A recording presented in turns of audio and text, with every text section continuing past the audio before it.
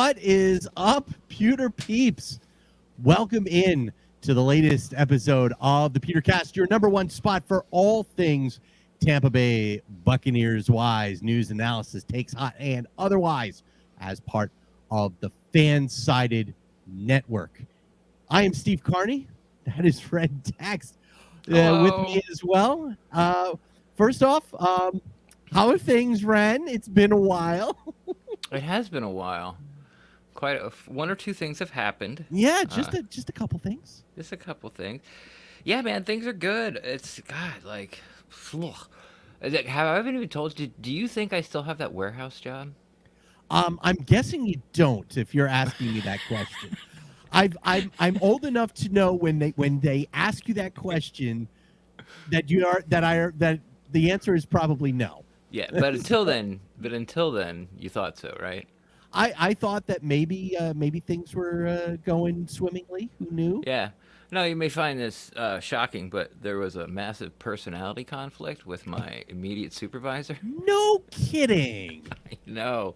Can you imagine someone having a problem with me? Someone has a problem with your sparkling personality. I never would have thought that. It's beyond shocking. I mean, this is actually the first time this has ever happened to me. But yeah, no. So that went awry. That was just fun to watch. Like, it was just sort of how they kept trying to set me up so they could write me up so they could fire me. And it went from, like, I don't know, it was a whole big rigmarole. But I'm no longer there, and I'm back in the restaurant business. A place around the block. It's a wine and charcuterie and tapas bar. Oh, yeah, you said my wife's favorite word, charcuterie. Yeah, I mean, it's great. It's right next to the dome. I mean, yeah, it's super close to the dome. Yeah, and it's having a lot of fun there. You know, I only work nights and have Monday, Tuesday off, so nice. That's what's been going on with me. The Rays are back. The Rays are back, and I have a new job as well. As I don't know if I had mentioned it the last time that we had talked, but I have a job with Major League Baseball now. Are you on the rules committee? I am not on the rules committee. I did not have anything to do with the CBA collective bargaining agreement negotiations. I am working for data operations in the league, so dealing with mapping pitches and plays and making sure the stats are correct in games. And for the most part, I'm going to be working.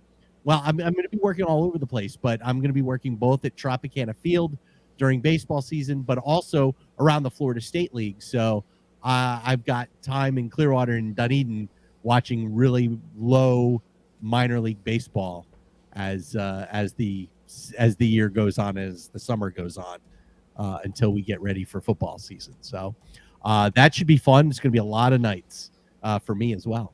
So yeah, all right. So we both have new jobs. Yes. We're both going crazy. And you know, it's funny, you know, here we are, it's in and it's out, and you know, it's, you know, are we going here? Are we going there? Kind of sounds like a certain somebody that wears number 12 on the Buccaneers. It's like, he's gone, he's back. That's right. That all crazy. happened, didn't it? Everything has happened since the last time almost. There's been a lot that's happened. There has been a lot. Red's like, not everything is happening. Not everything. The world wasn't formed. You know, Columbus didn't sail across the ocean while we were gone. No, he didn't. But yes, but a lot of Bucs news has gone, and we've been able to kind of, I guess, ingest it all and take it all in with Tom Brady retiring. And then, of course, when that happened, the first thing that I did was I texted my friend Ira Kaufman and from Joe Bucs Fan, because he is the person with the vote from the Tampa Bay market. And I said, hey, and this was, I think, it was either a day or two before the meeting in LA that the Pro Football Writers Association have to elect the people for the class of the Hall of Fame. And I went, hey, Ira, He said, "I bet you ain't got enough hair across your ass to make a motion to waive the 5-year waiting policy and just elect Tom Brady now." I said, "Because let's face it, this class, it ain't sexy."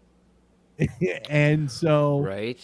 I was like, when the sexiest member of the class is going to be someone like, I don't know, Rondé Barber, I'm like, it's not a sexy class.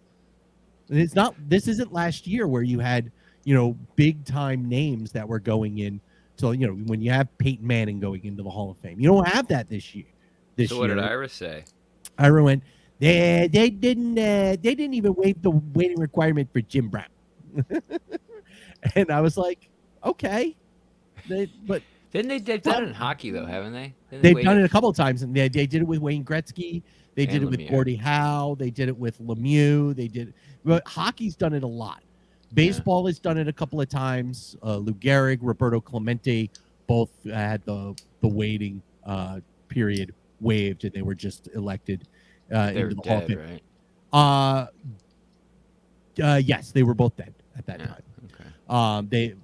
Gehrig, of course, with the disease. Roberto Clemente died in a plane crash, and they just said, "Okay, screw it. We're gonna move on." But they've never done that in football. The Pro Football Hall of Fame has never waived the waiting requirement to get somebody in, which I think is kind of interesting.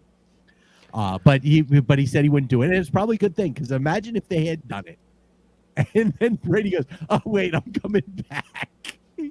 We've already elected you, you son of a bitch." Yeah, right. He's gonna get 2 busts for when he retired and got in the first time, and then came back. That would be funny. That would be hilarious. And the funny thing about all of this and everything that's gone on with Tom Brady is watching some of the media members from outside of this market, especially in the Boston area, go nuts about Brady. Dan Shaughnessy of the Boston Globe in particular, he's like their lead columnist, and he did something earlier this week, and he was like, "Well, Tom Brady is no longer, you can't. It's hard to root for Tom Brady anymore because of all the stuff that he did." And it's like, and all I kept thinking was, Shaughnessy, if Brady was still in a Patriots uniform, you would be the first one in line on your knees to stick your nose up his organically crafted keister. So let's talk about that. I mean, it's best place to start about sort of what's happened since we've been gone as any other, because it's kind of like the biggest one. Yeah, Brady's back, but now there's all these rumors that won't go away, and none of them are have facts on it. But BA, of course, stepping down. Todd Bowles taking his place. Yeah. And of course now it's Tom Brady, because the reason Tom Brady retired the first time is because he was sick of BA. But then he came back, and well, that was fine. So, but I guess the bridges are mended. But then 2 days later, BA, well, not 2 days later, but 2 weeks later, BA steps down. And it's like, aha, that was Tom's demand. That's why he went to Tottenham to talk with the Glazers, for them to, a face-to-face, which I heard they weren't even there. Mm-hmm. But he went to Tottenham face-to-face to make sure that BA's out and I'm in. Mm-hmm. So where do you? Oh yeah, in chat, but Brady's going to Miami too. Well, I mean, that was the whole thing with Stephen Ross. The lawsuit that Brian Flores alleged, the class action lawsuit that he put out, saying that the Dolphins owner Stephen Ross was saying to him, "Oh, you need to come on this boat that I'm on," and apparently Brady was supposed to be on it, and they were going to try and court Tom Brady. And this was a couple of years ago, before he came to the Bucs, and he was still a member of the Patriots, and they were like looking at trying to tamper with Tom Brady, and so it's kind of crazy. But yeah, all the stuff with Tom Brady, and for me, this is all Tom Brady coming back leaving was not because of BA. Him coming back was not because of BA. Were you shocked that he left? A little bit, only because he still had 1 year left. Were you shocked he came back? Deal. I was less shocked that he came back, because Tom Brady, to me, seems like he would have the feeling like, okay, I'm going to do this, and then realize 40 days in, hell, I'm gonna have to do this for the rest of my life. Ugh. No, I want to go back and play football. I think he got really bored really, really quickly. So Well, let me put it this way. Do you dispute that Tom Brady got Jimmy Garoppolo traded out of New England? yes, I agree with that. I think that was the case. See, okay. Do you think that Tom Brady deflated footballs and destroyed his phone to cover up the evidence and got suspended anyway? Yes. Do you think Tom Brady got AB and Leonard Fournette to the Bucs despite what Bruce Arians wanted? Yes. So then why is it so far out of the reach that Tom Brady said he wouldn't come back unless BA was gone? Now, I'm not talking about like saying that their relationship was sour or however it happened, but a guy who got caught cheating, a guy who forced an organization to trade his closest competitor, a guy who came in and made demands on a organization and they folded and did it, and previously said they weren't going to get a person like Antonio Brown and said it by name, like, no, he's not coming. And now, so why is it so far out of the realm that Tom Brady would be like, I'm only coming back if BA's gone? Because I think that if this was Brady, and Brady's not stupid, if I was Tom Brady and I wanted BA gone, it would have been, I want BA gone and I want Byron Leftwich as the head coach, and then I'll come back. Okay, why? Because offensive. But if Byron Leftwich becomes head coach, then Tom's got to meet up with a new offensive coordinator. Well, you don't think that Leftwich would call the offensive plays as the head coach? But he's not going to be with him 24/7 as he is with the OC. Head coach has got stuff to do, a lot more stuff to do. So you think so? Your evidence is, and again, first, I'm not saying this happened. Yes. I'm just saying, putting it on the track. We're throwing the hypothetical out there. Yeah, we're like the tracker, like it can't be so easily dismissed. Okay. Now, honestly, I don't think it happened. I think it's a bunch of bull. But when you sort of like stack up previous behavior, this is what they do in the courtroom. Like, you have these previous behaviors that are considered maybe unethical. One for sure, who knows about the Jimmy G thing. So you're saying your defense is that Todd Bowles got the head coach instead of Byron Leftwich, and that proves that Brady didn't want BA out. My thought process is Tom is so thorough that he would have, because he realized, with the whole Jimmy. All right, let's start with the Jimmy Garoppolo stuff. Sure. He knew that he could use his stature and his influence over the owner of the New England Patriots, Robert Kraft, right, to put them in an ultimatum where, because we all know that Bill Belichick like he did with the Glazers that taught him. I like that. I'm just talking. Yeah, I know, but he was gonna stack the owner and the head coach against each other, because obviously Bill Belichick wanted Garoppolo and Kraft wanted Brady, and so he knew he was going to use his influence over the owner in order to get rid of his competition. He's that sort of thorough, he's a strategist like that. Like, he makes his strategies like that. He'll do things and make sure like that show up at a press conference where BA is leaving the team and sit in the front row. And sit in the front row as cover. But you wouldn't do that if you're thorough, you would be. I want to talk to somebody who's in the room. Like, did Brady and BA talk at all, pre or post press conference? That would be interesting. Interesting. That would be the tipping point for me. Honestly, I don't think it happened. Honestly, I really don't care. But just being a Bucs fan, like all Bucs fans, just throwing it out the window. Oh no, Tom Brady never ever do that. And like, well, but he did this and he did this and he did this. Why wouldn't he do that? But also just saying, oh well, BA's gone, and there was rumors that they weren't getting along, and now that Tom's back and BA leaves within 2 weeks, that proves it. That's also absolutely not true. Yeah. Or can't be proven, I should say. It could be true, but it can't be proven. So, I mean, so that for me would tip it in the scales. Like, did Tom Brady and BA have a conversation, or how was their interaction at the press conference? Now, I shouldn't say it would tip it. If they were friendly and chummy before and or after the press conference, that would kind of wash everything out of it, for me. But if they weren't, like they didn't speak to each other, it wouldn't tip it towards Brady forced him out, but it would add another pebble on that side of the scale. I can certainly understand that argument, and I would agree for the most part. If Who are we gonna because get? because Who are we gonna get to tell us this? Who doesn't care unfortunately the about person about their career enough?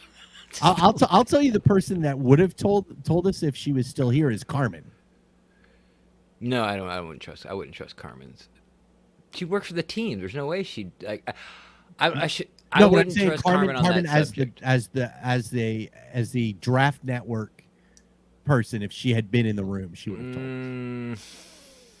Because I don't think any of the regulars would go. But the draft network is very heavily into Bruce Arians. Like their COO is like an adopted daughter from BA. Yeah. So I don't think that wouldn't be a wise move for Carmen to. To be honest, I don't think any of the regulars would go on the record. Was Rock in there? I don't know if Rock was in there. You see Rock during baseball games, don't you? I'm trying to think the last time I saw Rock.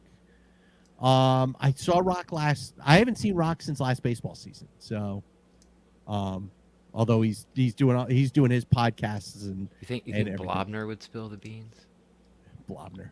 The Blobs. Blobner wasn't in the room. Yeah, he T-Kraz might have been. No, Blobner was there. Blobner was in the room? Blobner Yeah. would tell us. Would he? Yeah. All right. I'll text Blobner. Yeah, we'll work on him. All right. So we don't think so, but we want to know what their interaction was like in the press conference. Yeah. I don't think Rick or Greg or Jenna, any of those. Rick wasn't there. He was moving Rick. his kid like to Pittsburgh or something. I don't remember. Right. So Eddie, Eduardo Encina, although Joey Knight. Joey, yeah. Joey was there. Yeah, that's right, because Eddie's now on Lightning Beat. So yeah, maybe who's the kid that I was just arguing with about the subs? On Twitter? JC Allen. Yeah, he might be stupid enough to tell us. Hey, he's stupid enough to bash pub subs online. Yeah. And then all food in the South. Like, okay. Way to go, JC. Way to go. Way to go. Okay, Genius move. Okay, so I think the most surprising thing for me about this whole thing is the fact that no other team was smart enough to go out and grab either Byron or Todd Bowles during the time when there were 9 head coaching openings. Right. Well, we'll see about Bowles. Now, I've said this many times. Like, I think he went 10-6 his first year at the Jets, mm-hmm. But then it like went down and down and down. But I've also said you can't win in New York. Is it now? I don't know if you know this or not, but I always thought that Todd was the highest paid assistant coach in the league. I don't know. I thought I had read that somewhere.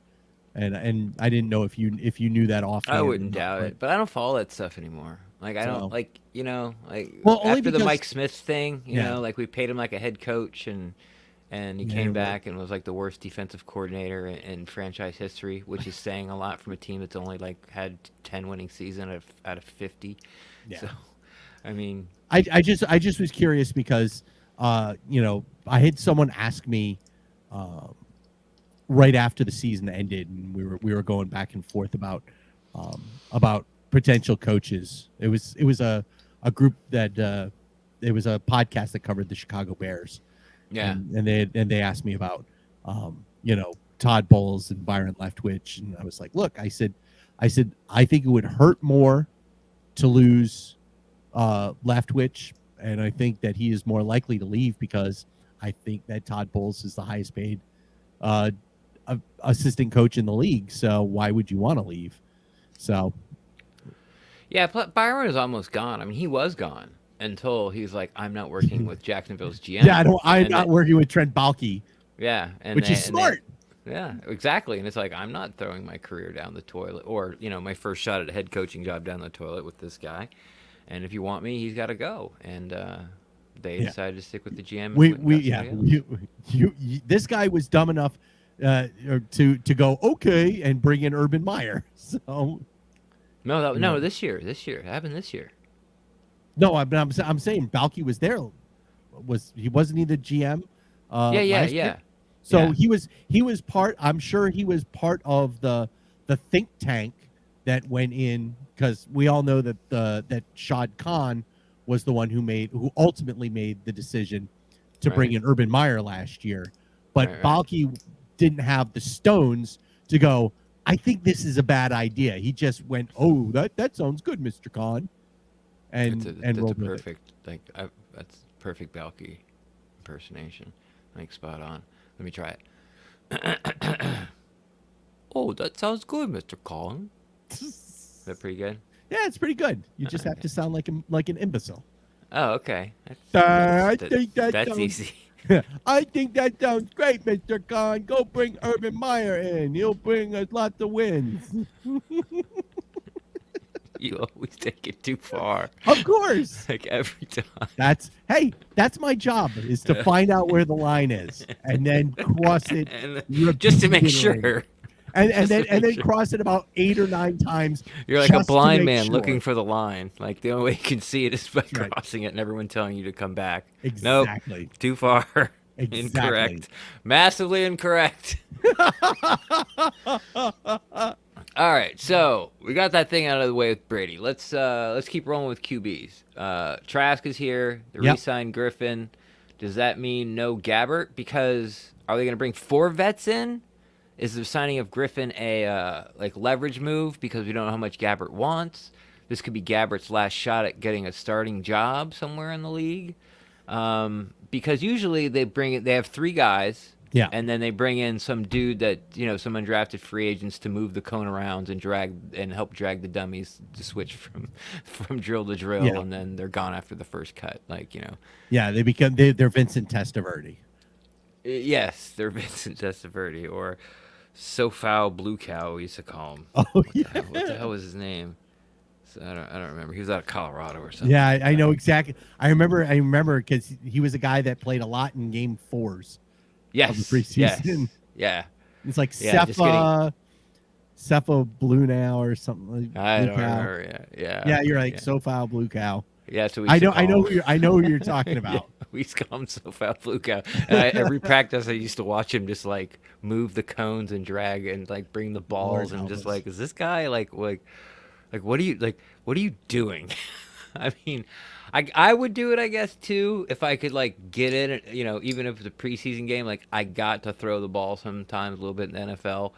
But if I knew I wasn't gonna get in, I would. I don't know. They get a nice little paycheck for 4 months, don't they? Yeah, you get a good stipend for training camp, and if you make the practice squad, you get paid semi okay, and you don't have to take the hits in the game.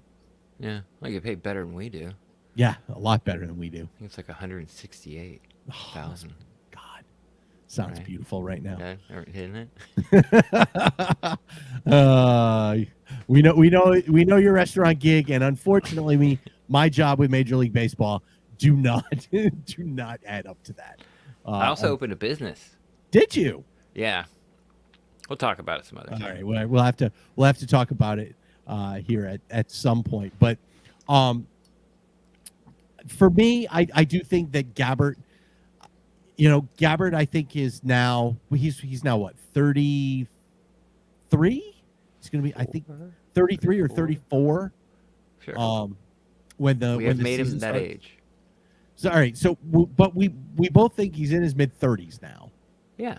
So I think that the thought process for him could be, maybe I'll have an opportunity, a better opportunity to get on the field at least a little bit if I go somewhere else. I mean, you would think that there's going to be places. Yeah, I look at let's look at New Orleans for example. Yeah. Who they give Taysom Hill 4 years in the middle of the season. They re-signed Jameis Winston for 2 more years here in this offseason. Both of those guys have been hurt, were hurt last year.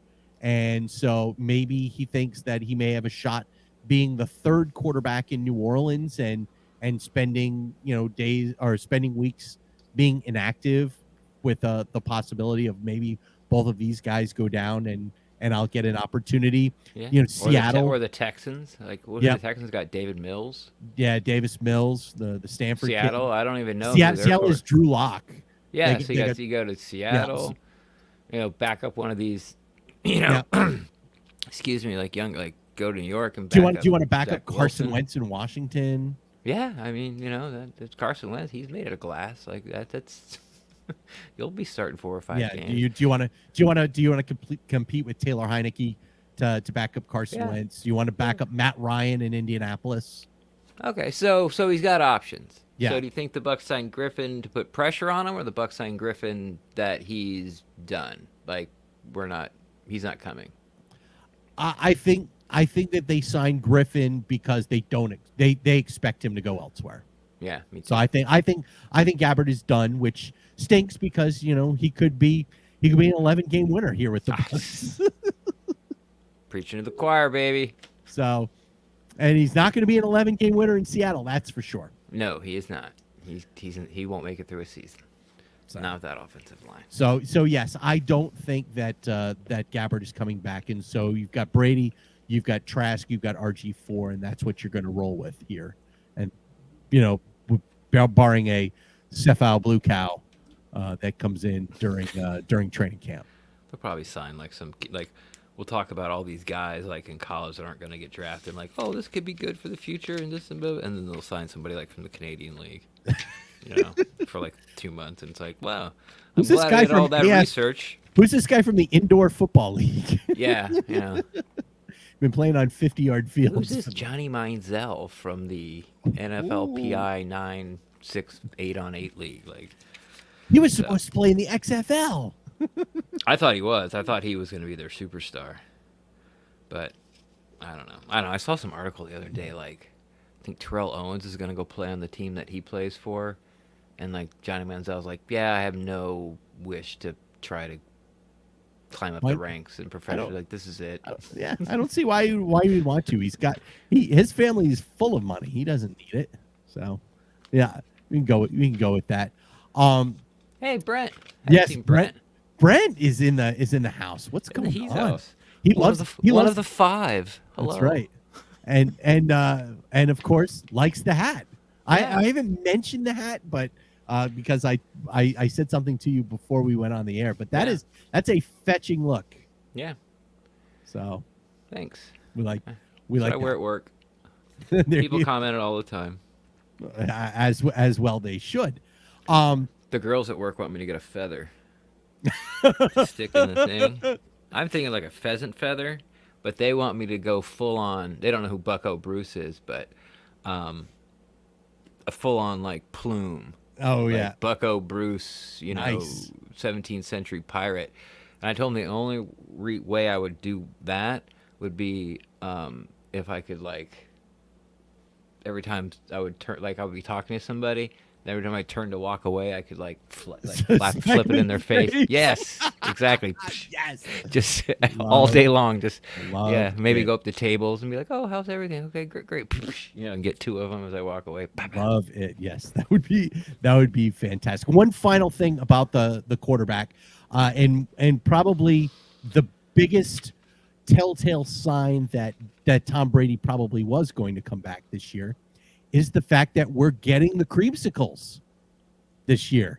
No, I thought Incorrect. that was this year. no, I know. It's not going to be until 23.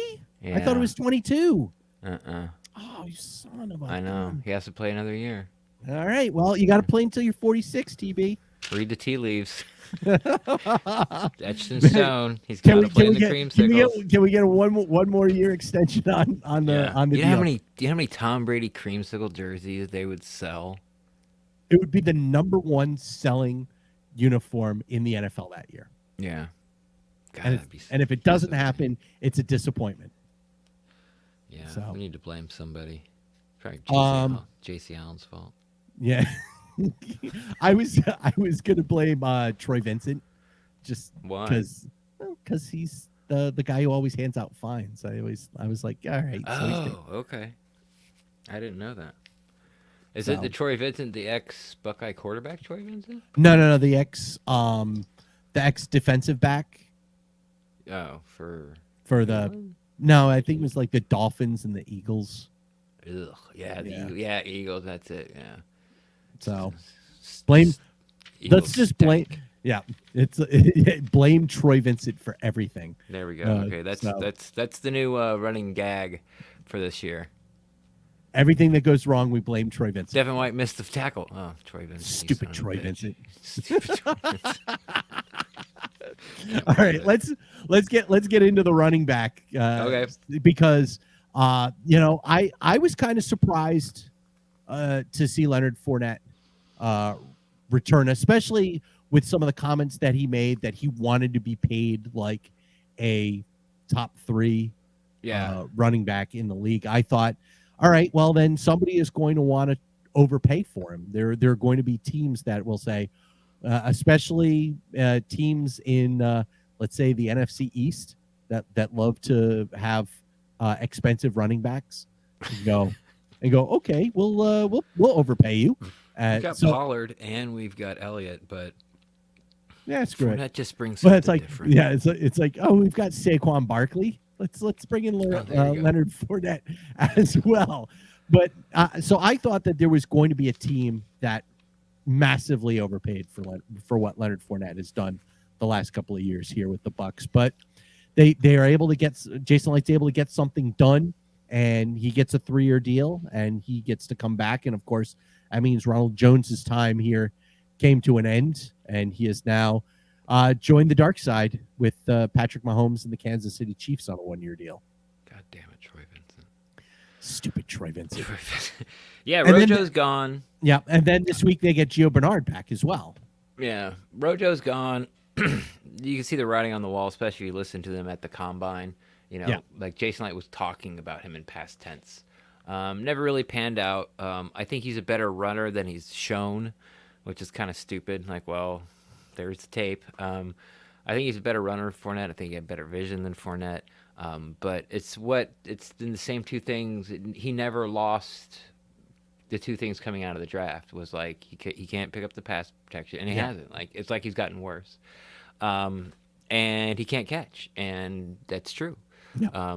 So so he's gone. So, but yeah, getting Fournette back, I was surprised as well. I didn't think he was going to get what he was asking for at all, but I thought he would get like half that, but he got a quarter of that, and that was the comeback here, which is good because Fournette has really blossomed into an excellent pass protector. Yep. And his hands got better almost game by game, and by the end of the year, he was picking stuff off the top of his shoelaces. And if you watch a highlight reel of sort of Leonard Fournette's runs, you kind of forget like we haven't had a guy that could take it to the house. Even when Doug Martin was having his 2,000-yard season, he'd get caught from behind all the time. But yes, there's lots of frustrating things about Fournette. Or I should say, there's lots of frustrating runs with Fournette where you're like, oh my God, the hole was like literally like 1 foot the other side of you. What are you doing? Yeah, why Getting can't you only see two- that? Yeah, only getting 2 yards. But then, the Rams game, he bounced it outside. There was no hole though. Bounced outside, got in the end zone, went untouched. The Super Bowl. I would say more about, hey, you actually pulled a guard. Wow, it works. They pulled Alley around. He goes untouched in there. So I think, I'm not going to agree with Fournette. Like, I'm a top 5 back as far as performance-wise the past couple of years. I'm not going to, or last year. I'm not, past couple of years, because, yeah, he was with us for both years. I'm not going to sit here and say that. But as far as a true 3-down back, like, he's one of the few that are in the NFL. And Gio, I think all Buck fans were hoping that we'd see him more. Yeah. The only time he really made a splash was when we were inside the 10. He run that circle route out of the backfield. Both times he got hit low around the knee. First time he bounced up. Second time he didn't. Um, so he ended up being done. And then Keyshawn Vaughn, we'll see. It's just wait another year for that guy. But And I think that the coaching staff saw enough out of Keyshawn Vaughn to feel confident to say, all right, Rojo, you're gone. yeah, He's not he's not the best, he's not to that top tier, number one running back yet, but I certainly think that they feel like he still has room to develop, and that they still have time to develop him. and He he's on still his has rookie 2 more deal. years. Yeah, they still have 2 more And years let's with do him. the same thing they did with Rojo. Okay, thank you. Bye. If it doesn't work out, I mean, they That's- drafted him, so But that's running backs for you in the NFL yeah, too. yeah. That's why. That's why when Fournette's like, "Oh, I want this $9 million a year," and it's like, bro, I could get 3 running backs at that price and just keep rotating you out on rookie deal. The position has no value anymore. Yeah. Or I shouldn't say that. It's not true. It doesn't have the value obviously it used to back in the Emmitt Smith, Barry Sanders days. Yeah, I mean, you think about it. There's how many bell cows are left in the league? Henry. Derrick Henry and Saquon Barkley when he's healthy. Yeah, which is, I don't think the guy's been healthy. Like, did he even play last year? It's a good question. I don't I remember. don't know. Like, I feel like he hasn't been healthy for like 2 years. But there aren't the guys that are getting 320 carries in a season anymore. They don't exist. Because you can't keep up score wise. Well, you can't keep up score wise, and teams understand that you've got to try to keep these guys healthy 100%. You've got to have 2 guys there to share the load. Yeah. Yeah. So. And we have him in Fournette and Gio. And I feel really comfortable with both because Gio, of course, can catch, and he's also an excellent, pick up the blitz or in pass protection, however you want to call it. So I think the Bucs look good there. Yeah, and with Vaughn, so this year I think we're set. Yeah, I think you're right. I think you're right about that. It's probably something that they'll stay away from, come draft, and maybe you see once the second or third wave of free agencies happen. Maybe they take a look at some of the castaways and see if they can find some value at that point. But who knows? Yeah, they haven't been afraid to add veteran running backs. Yeah, we had Le'Veon Bell last year. Remember? I do remember. Yeah. Remember that guy? Yeah, and provided some level of contribution for a couple of games, and then was done. Yeah. What happened to that guy, man? He went to like the most potent offensive weapon in the NFL to the Jets to out of the league like in 3 years. Yeah, because he missed the year. He sat out the year because the Steelers wanted to franchise him, and he wanted the long-term deal, and then came back and struggled, and then went to the Jets, and then had the issues, and then was in Kansas City. But they had drafted Edwards-Helaire. Yeah. And so he was kind of like the second banana there. And then it's been a quick descent. What happened? It's a quick descent. He went to the best fantasy weapon in all of the NFL to being not worth even being holding on your team like overnight. Like it happened that quick. Because when he came back, he was just wasn't the same. It was so weird. Yeah, it was like one year he's the greatest thing since sliced bread.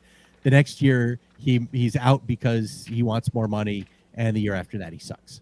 Yeah. You 2 suck. years after that, he like You're out of the league. he's a joke. Yep. Yeah. Wide receiver. Godwin getting franchise tagged, and then getting the long-term deal. Are you on board with this wide receiver first round stuff? For the Bucs, no. Yeah. I am not. I don't get it. Like, I don't get it. Wide receivers are a dime a dozen. I said that after Godwin got his deal, the wide receiver market would bust. Now, uh, Williams got his deal in L.A., the Chargers. Yeah. Then Godwin got hit, and then like who the hell is that idiot that? What team blew up the market? Made me look like a total idiot. The guy from the Cardinals, like their fourth wide receiver, just got like Oh yeah. $250 million. Yeah, Kirk. Kirk. Christian Kirk. Christian Kirk bust the wide receiver market. Anyway, Yeah, I didn't get that. you can get Pro Bowl wide receivers that are just going to get cut by their teams, and then every year, like there's going to be 5 taken in the first round. I mean, this is supply and demand, and it's all supply, and it's been coming for 2-3 years now. So, And really, the wide receiver core on this team, it's going to be the same as it was the last 2 years. oh, you got Godwin, you got Evans, of course, we talked about. I don't think Tyler Johnson's given a fair shake. Now, Brady, with all his shenanigans, he may have, sort of ixnayed him because he does have the guys he trusts and the guys he doesn't. Then you got Perryman, Miller, and Darden. Like, you've got Miller and Darden haven't had enough playing time to see if they can carry a third wide receiver role. Now, in the Bruce Arians offense, maybe they're too small. I get that.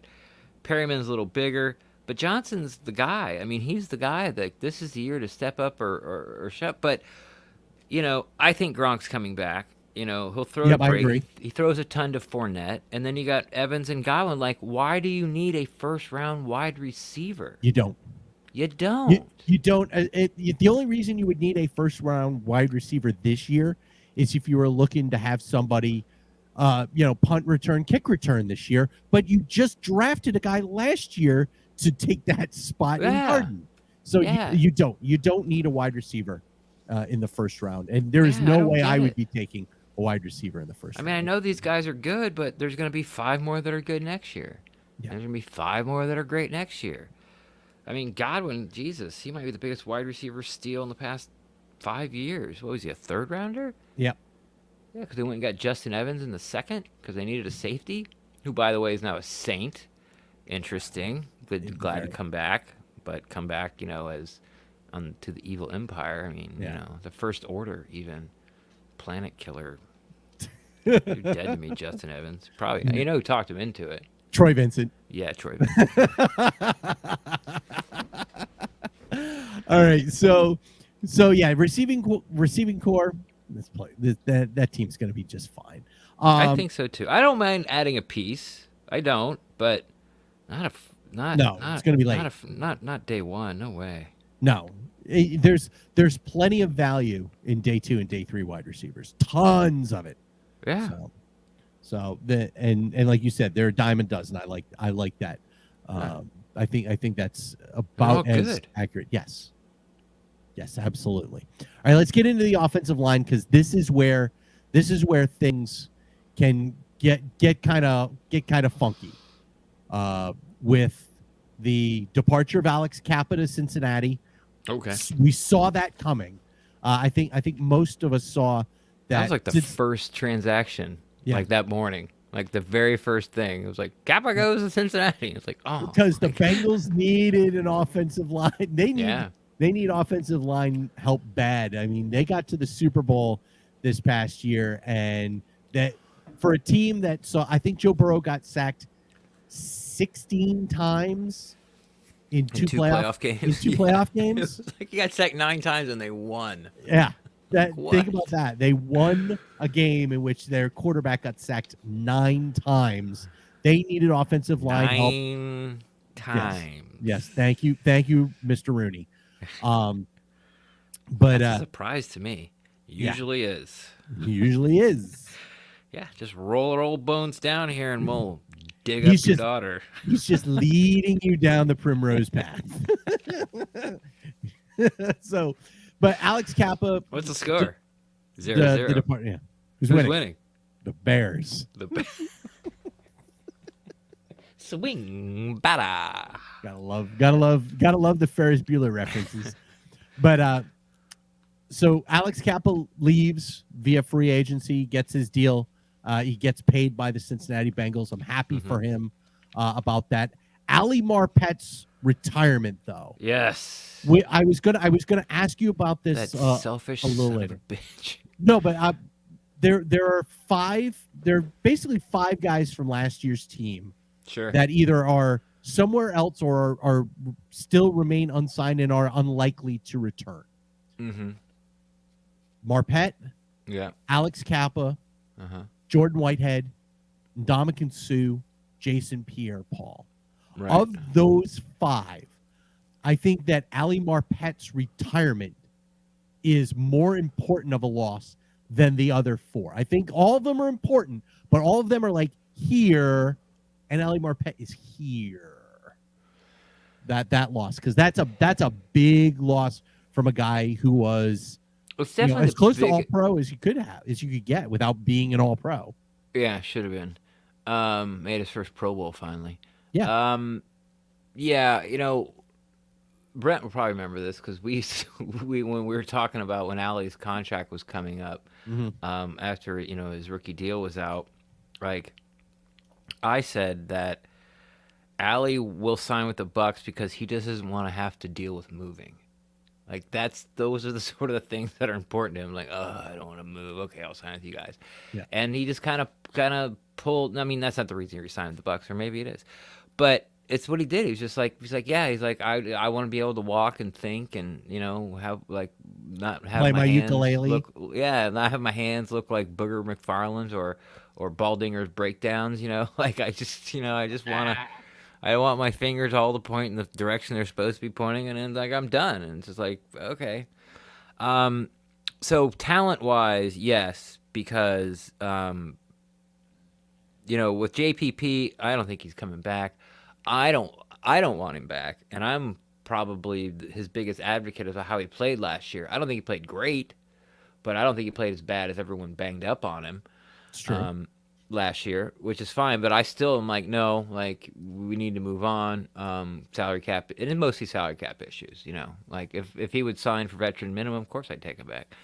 Suh, I like, but they're switching philosophies on the inside. I like Ndamukong Suh. He might be one of my favorite all-time Bucs. Have nothing to do with what he is on the field, it's how he is in a person off the field. And yeah, great person on the field. You and he and I know you've gone through a lot of what he says on social media. Yeah, and echoed. He says all the right things and he does all the right things. Yeah. So it's hard to believe this guy was like the most hated person in the NFL at one time. Yeah, he was the Antonio Brown of the NFL at one time. I know he was. He was almost Albert Hainsworth. Oh God, no. That's why I said almost. Hainsworth has quit. Remember? Yes, but Hainsworth. What was that Sunday Night Football, Monday Night Football, where he just like laid down on the ground? Yeah, he's like, I'm done. And waited till the play was over, and then got up. It was like, what? And he was making like $7.5 million a year. Yeah, I think he was with Washington at that point. Yeah, my God, like, what are you doing? What a piece of crap. Yes. Wow. Yes, but I'm not saying personality wise or performance wise, reputation wise, but reputation wise. Ndamukong Suh was not quite Albert Hainsworth, but was close. Yeah. And which it turns out that was completely unwarranted. Yeah. Well, I mean, when you at least with Albert Hainsworth, the reputation was warranted because he was a piece of garbage. So Suh being gone, I would love to have him back just because I want to be able to, I just want to hear him talk every once in a while. Yes. Now that the locker rooms are open again and you can get Suh like anytime you want, even though he'll be smart enough never to show up during locker room time, bastard. But do his once a week. But they're changing philosophy. Like they're going with, unfortunately, a Gerald McCoy type, a quick twitch off the ball guy that can split double teams, interior penetrator. Because something that also I've been saying for years is that it's all about interior pass rush. Like the tackles have gotten good enough now where they just ride you out the back door. They just keep riding you, and you're 10 yards past where the quarterback stopped to throw the ball. Yeah. So yes, edge rush is it, but It's important. And then if they're not, the quarterback could just step up in the pocket. Brady, you see that all the time in New England. Drew Brees made a complete career off stepping. Phillip Rivers stepping up into the pocket. Peyton Manning, like all these guys were great at just taking a half a step, step and a half up in the pocket, and then getting another second and a half of time, and then killing you. Yeah. It's interior pressure is where it's at in today's NFL. That's where it's at, because now you can just send a guy around the edge, and if he has, as long as he's fast and he can bend, that's all he has to do to make the quarterback step up. And when he steps up, that's when you're Vita Vea. You get somebody like Gerald McCoy. The problem, of course, with Gerald McCoy was he thought his only job was to penetrate, and that was it. So teams started getting very savvy with him, and so say like I'm gonna try to do this on the camera. So say like Gerald McCoy is like in between my hands, and they're running the ball to this side. Okay, so they would just let Gerald McCoy run to this side as much as he wanted, and they just let him penetrate. It's just like, here you go, you run deep. Overrun plays. You're 4 or 5. Yeah, you overran the play. You're 5 yards in the backfield, and the play's going the other way. And I rarely ever saw him. Like I can't remember a time, but I don't want to put an absolute on it, where he would like try, like after he did that, he would try to get back into the play. It was just, I'm done. So when Gerald McCoy got through and quote unquote disrupted, that was enough for him, and he'd shut down. Kind of like when we used to get mad at Donovan Smith, Yeah. In his head, he thinks the ball should be gone, so I'm done blocking. And then the guy would strip or sack, or like, James holding the ball, running around, doing crazy stuff. And you just get so mad at Donovan Smith, and you'd be like, did you hear the whistle? And then he'd go on his radio show, and it's like, you got to play to the echo of the whistle. And I'm like, I agree. Why aren't you? So anyway, I want Sue back, but we'll see. He said he wanted to come back when Todd Bowles, the day Todd Bowles was introduced, he went on Twitter and says, you guys look one. Congratulations, Todd Bowles. You look like you're still one short, D lineman emoji eyes. And it's like, yes, we are. But we'll see. That's something I would not mind spending a first-round draft pick on, is a defensive tackle. Yeah. Now, either way, how they decide to run it, I haven't heard it out of the mouth of Todd Bowles or the ipso facto new defensive coordinators that's the philosophy they're going. But I have heard, beat reporters talk about it, and it's never been disputed. And the Bucs do have a reputation of contacting beat reporters when they say something stupid. Or not true. They'll contact them via message and be like, hey, that's not true, or hey, that's not what we're doing. And since it hasn't been disputed, you kind of think, okay, then it's true. Yeah, absolutely. So then you got Sue Whitehead. I think Whitehead's going to be a very good safety. He had to learn how to cover. He was terrible when he got here. He got better every year. He was an excellent tackler. He really held the edge and helped out actually JPP a lot this year. There might not be a better safety that comes up and sets the edge and, sort of stops the outside run better than Jordan Whitehead. I watched him do it for 2 straight years at a Tier 1 elite level. He's gone. I get it. Salary cap crunches. We already have other 2 starting safeties. Everyone was complaining, how can we get Mike Edwards on the field? He's a ball hawk. When he's out there, he makes plays. And then, you have Antoine Winfield, which I'm a little down more than most people. That doesn't mean I don't think he's good. I'm just saying that as a last line of defense, I would like to see him make more tackles than he misses, I guess. And I'm not even really blaming him for the Rams' loss. Like, I'm even taking that play out of it, even though it was completely his fault. But that's not why I'm saying, he's not as... The fans thinks he's better than he is, but then PFF comes out and he's like the highest graded safety, and I'm like, okay, what the hell? What's wrong with me? What the hell am I looking at? Yeah, what are we looking at here? Yeah, like okay, maybe I'm wrong, but I'm not, because I'm never wrong, because look at the hat, for God's sake. That's right. We're both wearing hats, and yours is much nicer. It is. Well, yeah. Yes. So, I mean, where are we at? Were we talking about safety? What were we talking about? No, we were talking about the 5 Oh, players, yeah. And then who was the last guy? Kappa. Yeah, Kappa. Kappa. I'm glad he got his money. 3rd round draft pick, started as soon as Cutter got out of here, played much better than everyone thought he was going to play, because Cutter made it seem like he couldn't tie his shoes together.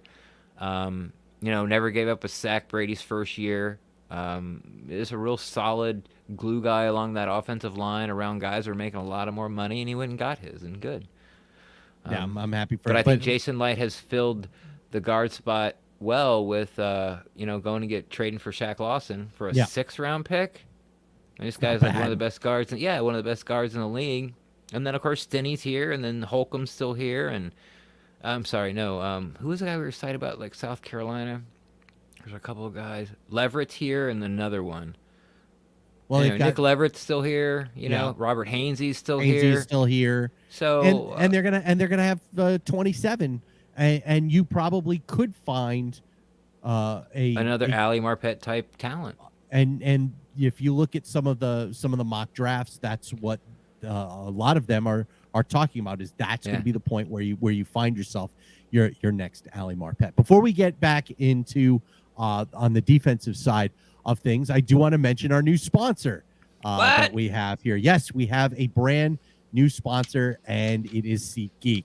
Of course, SeatGeek is an app that allows you to find your seats for some of these places out there that are you want to go to. So if you want to go to an NFL game, you want to go see the Buccaneers, you want to go see the Rays, you want to go see the Lightning, you want to go see concerts here in the Tampa Bay area, all you got to do is download the SeatGeek app and check out whatever event you want to go to. The best part about SeatGeek is the fact that they rate all of their seats, so you can see it gives them a little rating. It's kind of like Pro Football Focus in that effect, where you've got green and you've got red, and they rate it on a scale as well.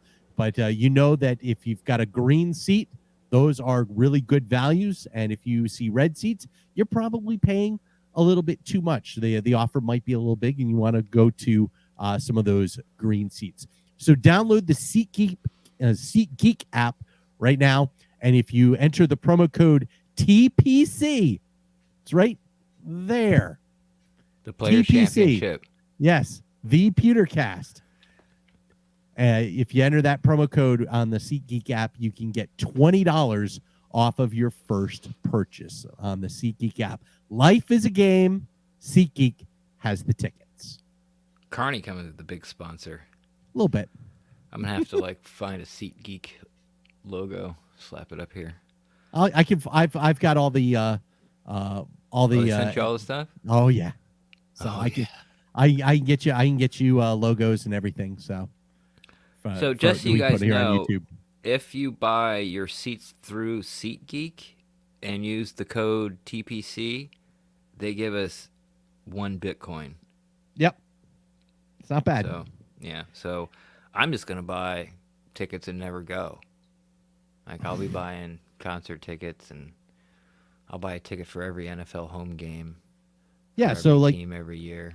So for example, on the SeatGeek app, I'm looking right now at Amalie Arena for the Lightning game on Friday against the Boston Bruins, and there's a lot of green seats, and you can find out that you can go to the game between the Lightning and the Bruins for as low as $87.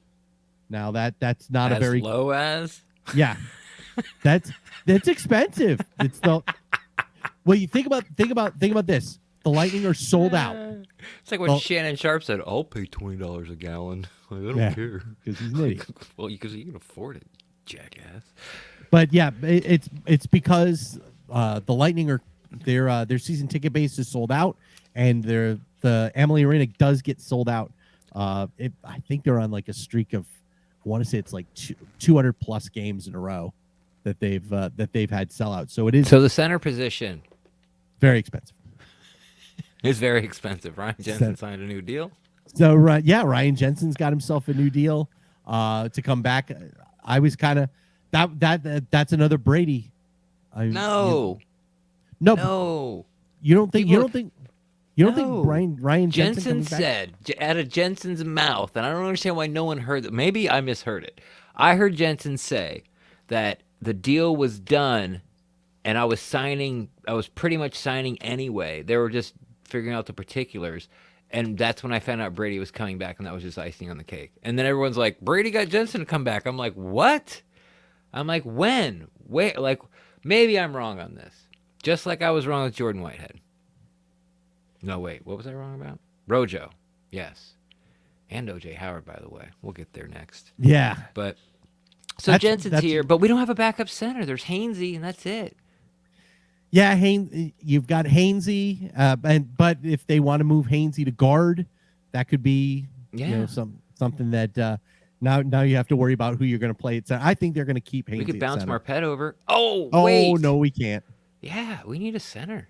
I think that's where 27.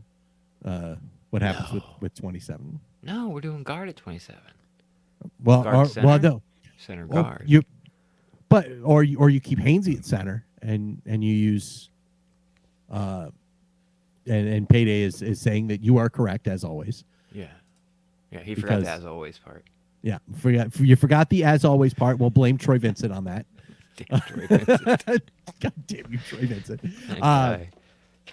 But if you're going to keep Hainsey at center, you would use 27 on a guard. If you want to move Hainsey to guard, you would use 27 on a center. But if you use 27 on a center, but then he'd be playing backup. That's very Jensen's true. Not gone. How many years did he sign? Did he do multiple?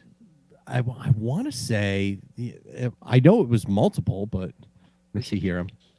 This is the point where guys that would podcast about the Bucs would know this kind of stuff. Yeah, you would think that would be up in there. So 10 points deducted from Slytherin House. I was going to say 10 points deducted from Gryffindor. Jensen. Gryffindor. But tackles were set, right? Well, you looked that up. We got Smith, we got Worth. They re-signed Wells. It's 3 years with 2 voided years. Okay, so 1 year deal, I guess. I don't know what void. I don't understand. I still don't understand what voided years are. I'm not even going to worry about it till so Jensen's so he's got 3. He's got 3. It's so they can prorate the bonus, the signing bonus. I would think that he's probably going to be dead money through next. Or I don't think he's going to be out of here at least through next year. So 2022, his cap number is only $4 million. But then next year, his cap number jumps to $15 million, and if you cut him pre-June 1, he's $19 million in dead cap space. So it's a 2-year deal at least. It's at least a 2-year deal. Okay. So, and then we got Fred Johnson, the swing guard tackle from Cincinnati, who is just hasn't started a lot of games, but Jason Licht went and got to bolster that up. But the tackles are good. I mean, you're not going to upgrade for Smith and Worth, like you almost can't. They re-signed Josh Wells, who but he's been in the system a long time, so I wouldn't. But as far as the tackles go, I could only see just upgrading the backups. It's kind of what we need, going forward. And maybe that's what Fred Johnson is. Maybe Fred Johnson will be the first guy off the bench in the tackle spot when it's all said and done. Yeah, we'll see. I mean, so we need a guard. Josh Wells didn't. I don't think showed off very well, especially when Wirfs got hurt. No, yeah. It was like, it's bad when Wirfs is like, I think me playing on one leg is better than Josh Wells. It couldn't have been much worse. Yeah, it wouldn't. Yeah. Wasn't going to get much worse. Yeah. So then Aaron Donald just started wrecking people. Oof. Yeah. Good that Lord. Was rough. So anyway, as we get to so for linebacker, let's go to edge. Finish up offense. Oh, all right. So you want to go tight end? Yeah, finish up the offense. OJ Howard, of course, gone. Buffalo Bills. The biggest can't miss prospect of the 20 whatever draft it was. That guy was cannot miss. Yeah. And then people kept falling on the back of his legs, and then he blew an Achilles. Like, the guy could not stay healthy. Yeah, that's the big issue with him. But I think we all think that Gronk is going to be back for one more year. Yeah.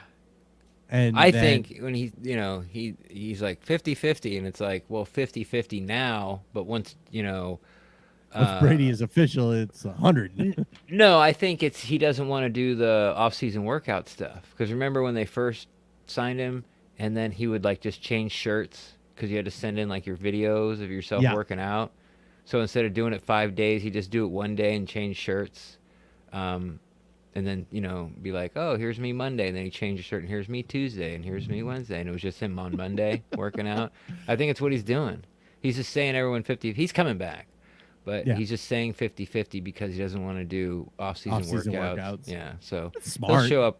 Yeah, he'll show like what do I have to know? Like, I mean, I run, Tommy throws, I catch tutties, like that's it. So yeah, I think he's back. But so we got Brait, and then I don't really.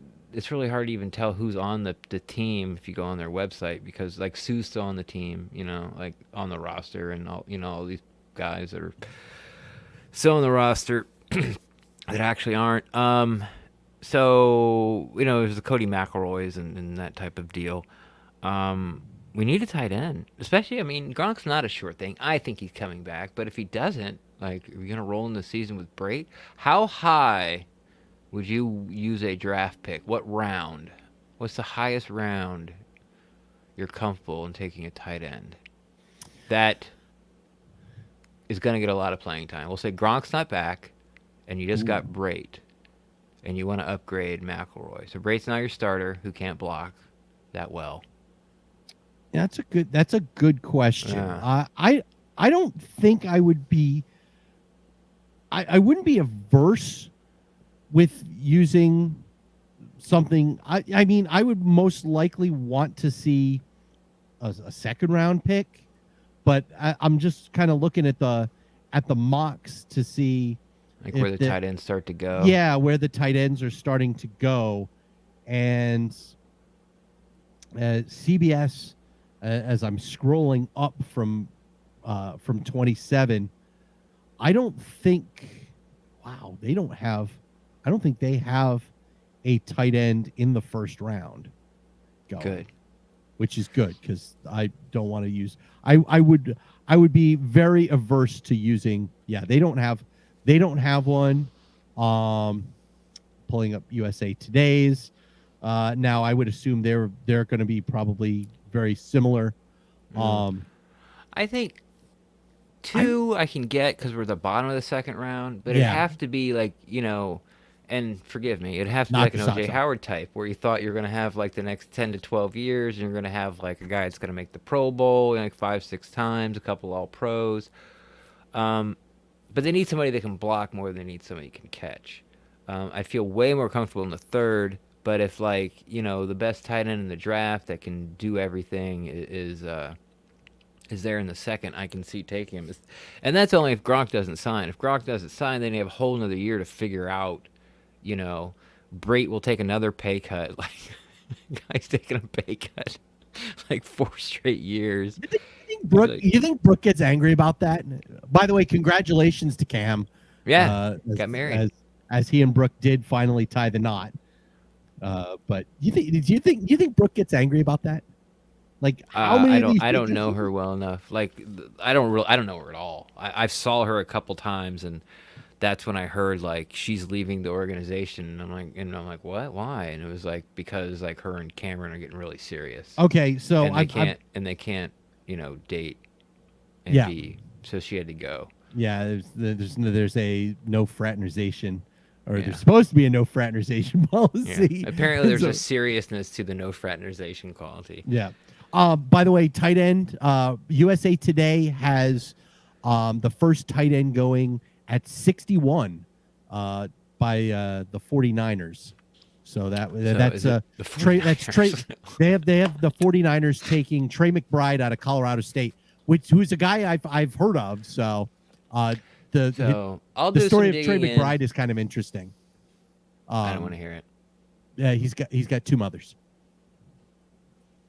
So, as in like no father, was raised by his 2 ladies? Yes. Or like one's a stepmom? No. At his house, it was mommy, mom, and him. Yeah, mom, and I think they have 3. I think they have 3 boys. Huh. So yeah, that is an interesting story. Don't want to hear about it right now. So I will do some. What the Bucs first pick, or in the second round, They pick at 60. And Sure. and so USA Today has Trey McBride going 61. And But what can he do? Like, what's he good at? Is he like a Cameron Brate 61, as in like great hands, good route runner, will get open, catch the ball, but can't block worth a lick? Because we need an all around tight end is what we need. We need, if I'm going to spend a day 1 or day 2 pick, I need a 10-year tight end. You know? I get that. Yeah, of course I want a Gronk or a Kittle or a Kelsey, but it's not going to happen. Probably. But yeah, so this I don't need an Evan Ingram. Yeah, looking at these are the numbers from NFL.com. We're looking at 6'4", 246. Did 18 reps at 225, 33-inch vertical jump, broad jump of 117 inches. Can he block? He was the John Mackey Award winner. Is that the best blocking tight end that award? that is the nation's best tight end. It's the best overall tight end. Right. So, okay. Where do you say he's from? Colorado State? Colorado State. The Rams. I don't know if we can draft a Ram. Oh, I didn't even think about that. Not this year, anyway. I didn't think about that. But yeah, so I would be okay if they drafted Trey McBride at 60 if he's there. Let's put it that way. Okay. I'm gonna have to look into I'll look into the tight ends and next time we do a pod, I'll have sort of like the guys that I like, even though it's not going to come to fruition. We're not going to draft them, and they're never going to be on the team. I will just say that, but I will do a little research so I can kind of give, you guys kind of like what I'm looking at if you're going to do a day 2 or around day 2 pick, like round 2 or down round 3. Yeah. After that, it's God, who knows? But the Bucs have shown repeatedly that in day 3 they go after guys that like are on nobody's radar unless you do this for a living. Like J Watt and Darden and not Kappa, but the kid in no hair, big hair, no fear, big hair, no fear. Who Grant Stewart? Oh yeah, irrelevant. Like these aren't like, they don't really go after a lot of like big school non-blue chip athletes. Like I went to Ohio State, but I'm their 3rd best wide receiver. Like they don't do that. They go and get like, they take chances on like, and I played in the CMAC, and but hey, I'm Alex Kappa, and I played D2, or I'm I know Kappa he was a the second 3rd rounder. Yes, I know that he was day 2. Same with Ali Marpet. Those guys were day 2 guys. But rather than saying I'm going to take the 4th best lineman at Michigan, I'm going to go get this guy from Hobart or from that's what they do on day 3. And so I'm never going to be able to. I'll never be able to pin down who they're actually going to take in day 3 as a tight end. But I'll give you guys some names that I like in day 2. So that was what? We're up to defense now? Now we go to the defensive side of things. Shall we take 5 minutes? Sure, we can take 5 minutes. Do you think this thing will play music? Let's find out. What song do you want to hear? I don't know. The question is, are we going to get copyright stricken? Oh, who cares? Seriously, fuck YouTube. They're the worst. Like YouTube and Amazon, they're fucking terrible. What do you want to listen to? I'll listen to whatever. Who's your favorite artist? Oh God. I don't One of your top music. 10. Jesus Christ, Steve. It's funny. I'm kind of a weird music person. All so right, just pick something. Oh, pick something. Purple Rain by Prince. I'm good with that. Yeah. The only movie I ever went to in my life that had an intermission was Superman, the first one. I had no idea what was going on. Like, the screen just went black. I'm like, what's going on? Like, the killer is... We'll tell you when we come back. We'll tell you when we come back live. Do it.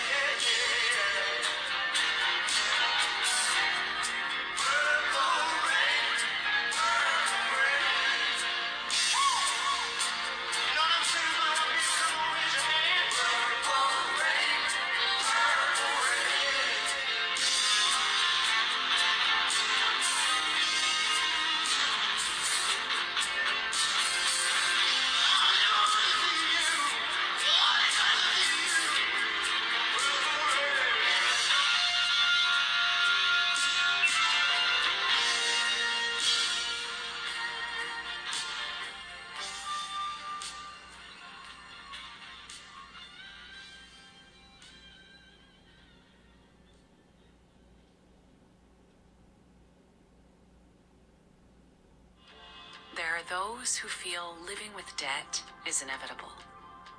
But there are those who strive for freedom. These are the ones who are willing to play the long game, who realize it's worth the long days. And those are the ones who know not all financial institutions are the same. Fair wins. Financial freedom happens here. Visit fairwinds.org. I was wondering, if she could keep on, because the force has got a lot of power, and it makes me feel like it makes me feel like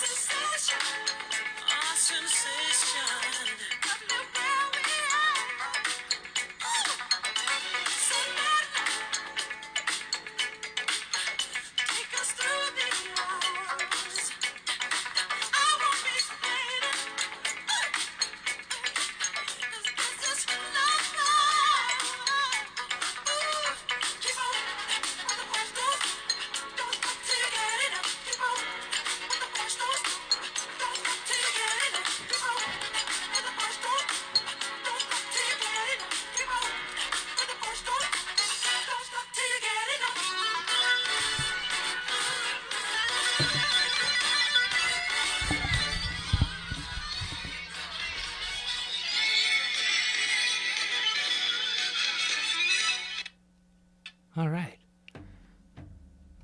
Did you turn it Wonderful. off so you didn't have to hear that? Hang on, I can't hear you. Did you turn it off so you didn't have to hear that? No, I turned it off so I could get up and nobody would see me. Oh, smart. Maybe I'll implement that. That break was brought to you by, I don't know, who? Well, it's brought to you by SeatGeek. No. No, it was Waterless car wash and detailing service There run you by go. yours truly. Only Ooh. serving the greater Kenwood area right now, but that's fine. Did I So- say I'm getting into, I got into the stock market? No, you did not.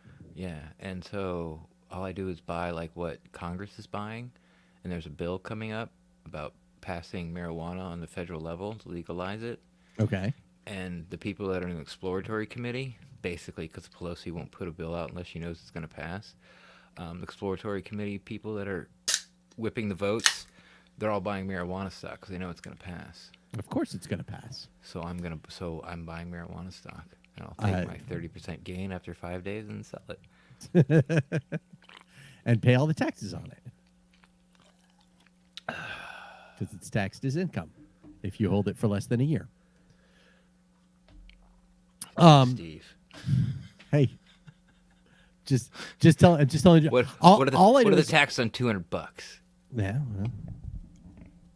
about 25%. So, That's terrible. yeah. So think about that. You think about it.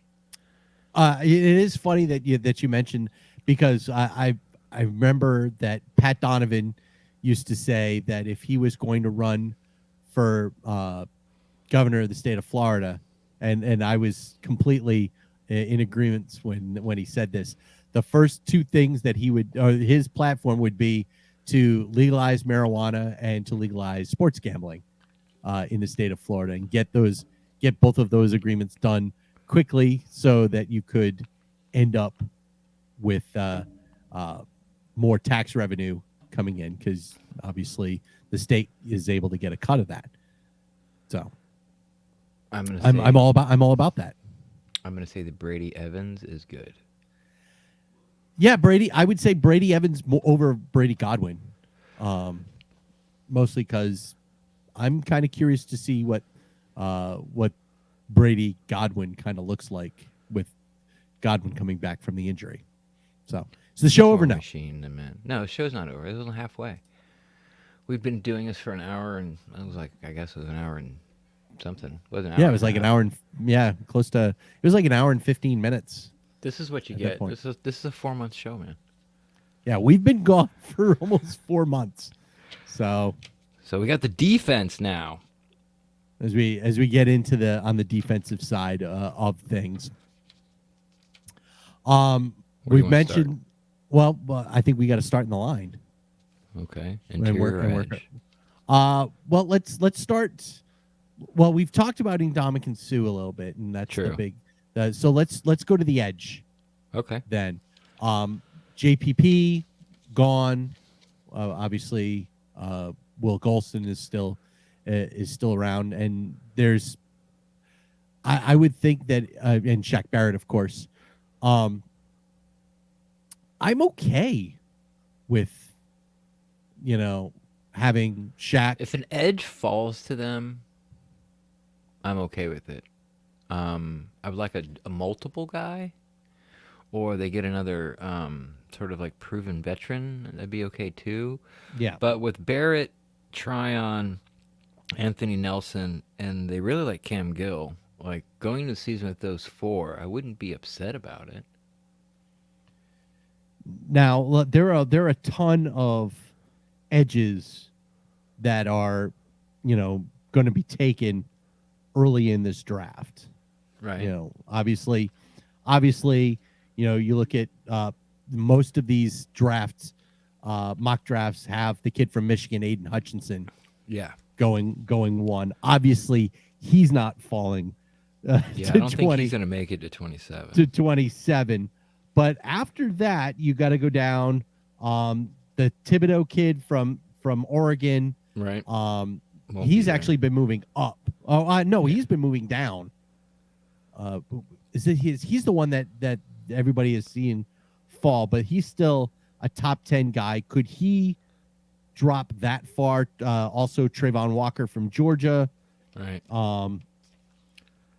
Those are If we get a shot the. at any of the Georgia defensive linemen, I might take them. I like the Pro Football Focus has the Bucs taking the interior defensive lineman Jordan Davis at 27. Oh, God, that guy's a monster. Yeah, could you imagine having Jesus. him next to Vita Vea? Oh my God. He would make Villa look small. That's how Yeah, big because this he's guy is. 6'6", 345. Yeah. Oh my God. 6 foot 350 and 6'6", 345. You wouldn't need a third guy down. No. Yeah. You just play. Yeah. You could play 2 versus 5. Yeah. When you go to nickel, you could still like keep two linebackers, keep David and White on the field.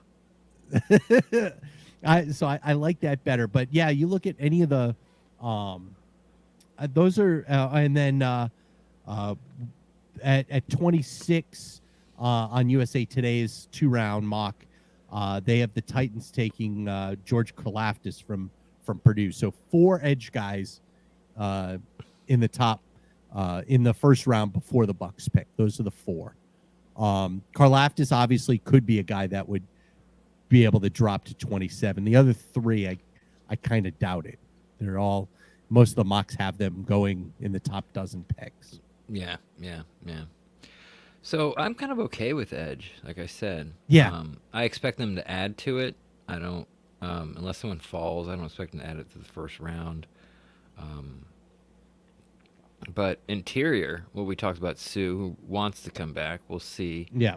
the philosophy change. There's Vea, there's Golston, and then really the guy after that is Nacho, which I'm not super excited about being a starter. I mean, I liked him as a rotational guy. Yeah. Barely. Yeah, because obviously Stevie McClendon, he's about 1,000 years old. Yeah. He's He's actually younger than Sue. I don't think he is. Oh, yeah. Is he? Or no, wait. No. No. Sue's younger. McClendon. Yeah, I was gonna say McClendon. I thought was the oldest defensive. And Sue was the second. Yeah, and Sue was second. Yeah. It's like I they got had that backwards. like three of the oldest guys in the league last year, or three of the top four, because obviously Andrew Whitworth. Everybody talked about how Andrew Whitworth was old. The OG's holding it down in the interior. Yeah, so we need a DT, Yeah, like, desperately. yeah. And the We don't even Jordan have Davis. Go ahead. Yeah, Jordan Davis out of Georgia is who Pro Football Focus has the Bucs taking at 27. They think he's And going to be I- hanging around till 27? I like.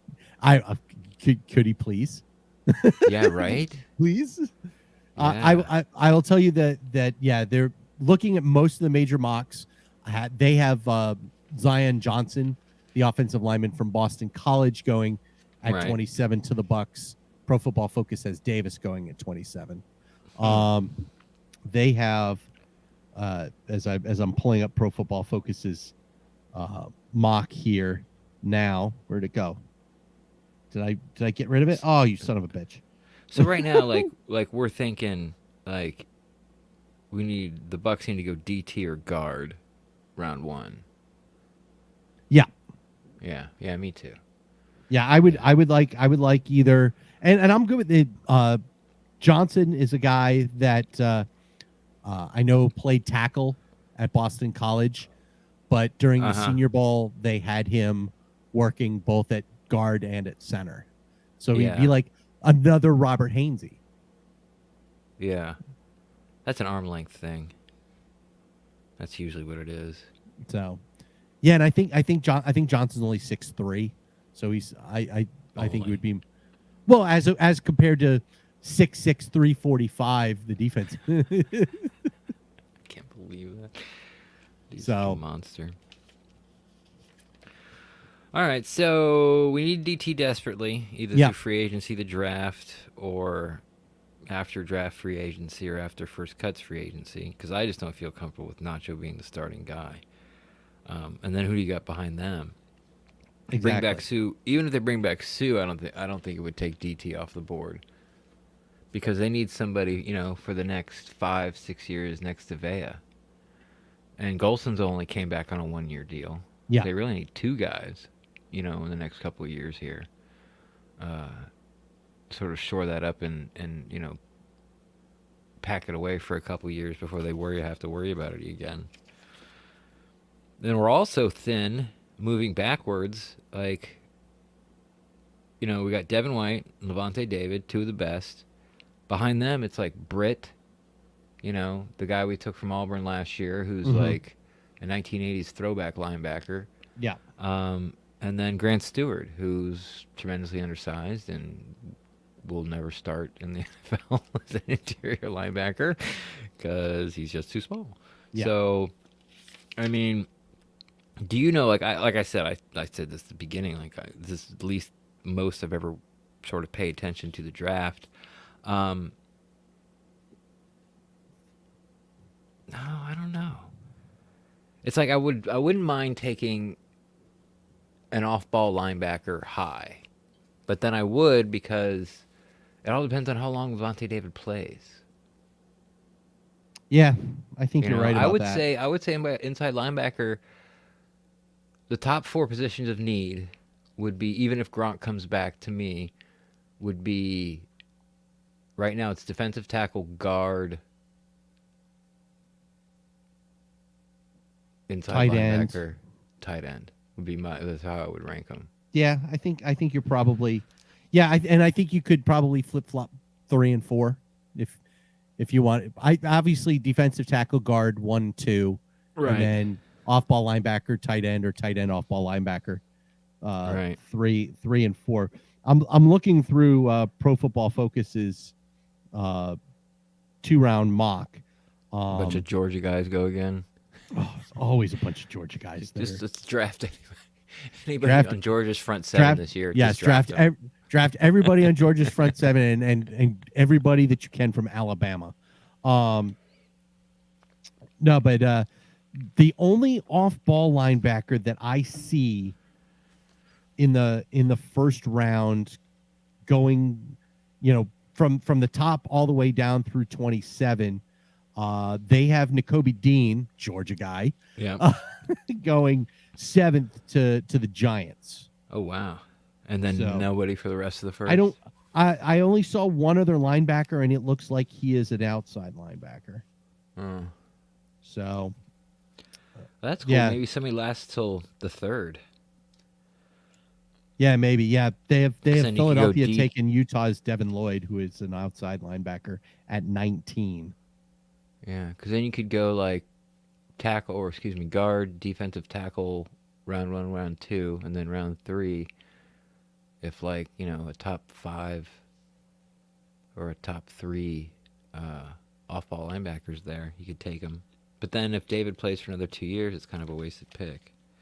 Yeah, absolutely. So we'll see. So who We'll can we see. get to tell us Levante David when he's going to quit? Maybe we'll bring on Allie. We'll bring on Allie Marpet. That'd be nice. Allie, can you talk to Levante Yeah. David for us? And, Just how long do you think? How many more years do you think he's going to play? yeah, Yeah, ask him that for us. yeah, please. And if Levante doesn't tell us, you know who we blame? Troy Vincent. Yeah, duh. Ryan Ryan brings up a good point. Yeah, I was just going to mention that. Corner being one of the top priorities, saying that he doesn't trust the group too much. And I can see that. But so outside of Carlton Davis, Yeah. they're, Dean and SMB have sort of been up and down, Obviously, they were both down more than up their first year. I would say their second year, they were more up than down. And then I said last year, they were kind of 50-50. And it didn't help that SMB got hurt, and then Dean got hurt, or Carlton got hurt. Carlton got hurt, and everybody dealt with injury last year. Yeah. So I don't know if you can call that a true down year, as more of a, you weren't available, and that of course is a knock. Right. So I guess it wouldn't be unfair to throw out last year as far as their performances. yeah, it's not unfair, but it's you have to take it with a grain of salt. Yeah, is what I'm saying. Yeah. I wouldn't mind taking a corner, but would you take one? I wouldn't take one day 1. No, and I wouldn't take one day 2. Simply because, of course, I could say, well, in the 3rd round, if a top 5 corner, but there's no top corner is going to be there at the 90th pick. There's no way. They're all going to be gone by the end of the 2nd round. So, yeah, I mean, the guy you're going to get in the 3rd round, you're looking at it's the two sides of the coin, because we got MJ Stewart and Carlton Davis in the same draft right after each other. MJ Stewart actually went first. He's still knocking around the league somewhere with some crappy team, probably Detroit, and then Houston. and then you got Carlton Davis, who could be one of the most underrated corners. Is one of the most underrated corners in the league.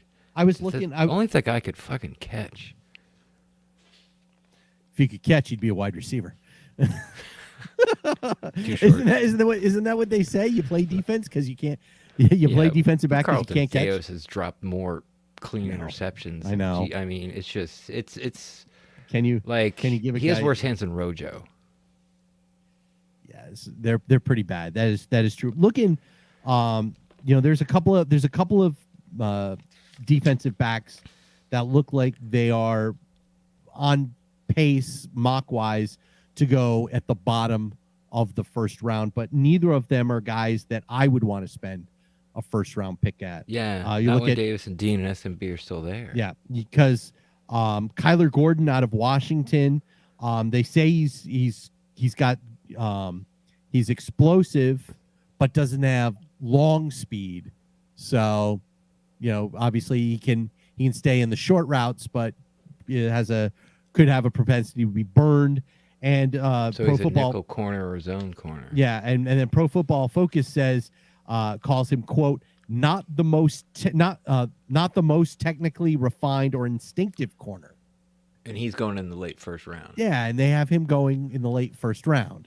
Okay. Not sorry, what I Fast and Furious Ryan. not what I not what I want to see. And then Jalen Petre, who is a safety at Baylor, looks like he would probably translate as a slot guy at the NFL level.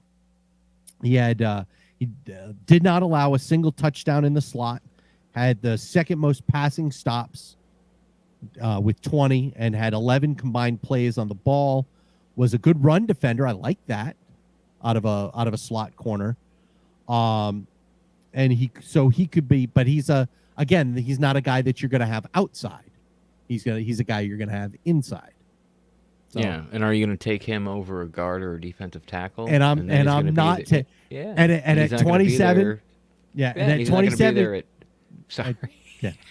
And if Jordan Davis is there at 27, there's no way in hell I'm taking a defensive back. And he's not going to be there at 90. No. Because I'm not taking a guard. I'm not taking a cornerback over a guard or a tackle. So I guess the best way to look at it was like, go find Todd Bowles guys. Go find guys that are like, third round later guys that are over 6 feet tall with long arms. Yep. And then you might have a guy that the Bucs would target, and probably from school you've never heard of. Yeah. Yeah. If you can find a guy that plays at Best corner Old Dominion's ever had. Yeah. Or Wyoming or Idaho. There you go. East Western Michigan. Yeah.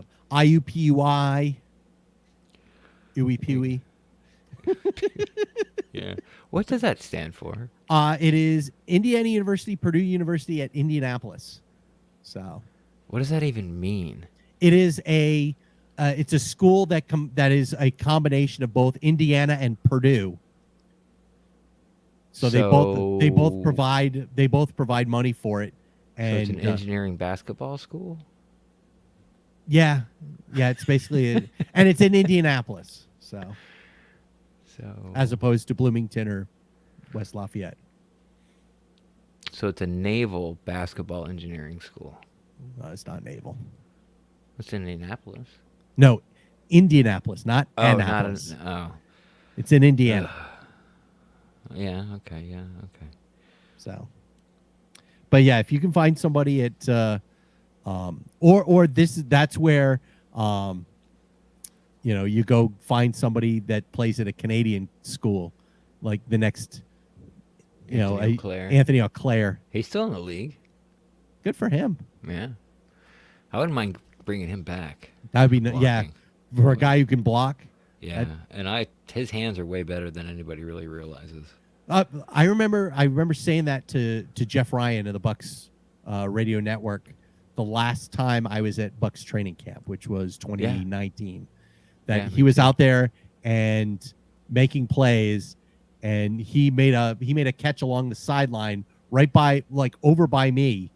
I was standing on that side of the field, and I just remember, and I looked at Jeff Ryan. I went, wow, "Who knew Anthony Auclair had hands?" Yeah, he was like, his last year here in training camp, he was snagging balls like left and right, man, like a wide receiver catches, like behind him, like behind his head, and then getting his feet down, like.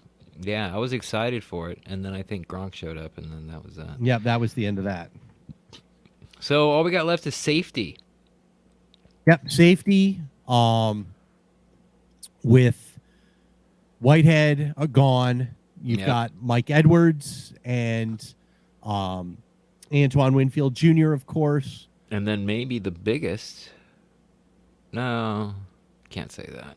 But a very good signing. I think. I think the biggest free agent signing that definitely wasn't a Buck last year, and bringing in Logan Ryan. Yeah. Yeah. I was gonna mention Ryan here, but yeah, as a kind of the swapping. You're swapping in effect Jordan Whitehead for Logan Ryan. Yeah, but Logan Ryan might be the best nickel corner we have on the team right now. So it gives us flexibility. I like that. So I'm okay at safety. Yeah, I think I know they didn't bring back Andrew Adams. I think he signed with somebody else, but I mean they've always been good to be able to find like a fourth safety that actually could play when they came on. Hopefully Andrew Adams is going to play somewhere where they play Cam Newton twice a year. Yeah, he'll be a Hall of Famer. Hall of Famer Andrew Adams, second president of the United States. Exactly. Again, another one from Ryan. Do you think that there's a chance that Tyrann Mathieu? Now, I thought that the Tyrann Mathieu question was kind of interesting when I heard that, and you saw Todd Bowles talking about Tyrann Mathieu, and their relationship from Arizona. Right. I would like. I mean, if Tyrann Mathieu wants to take, a The veteran minimum friendly deal, a cap friendly deal, you want $3 million in bonus money that you're going to get paid like 5 years from now. Right. We want your voidable years up front. Yeah, there you go. Yeah. We're signing you a 5-year deal. The first 4 are voidable. Yeah.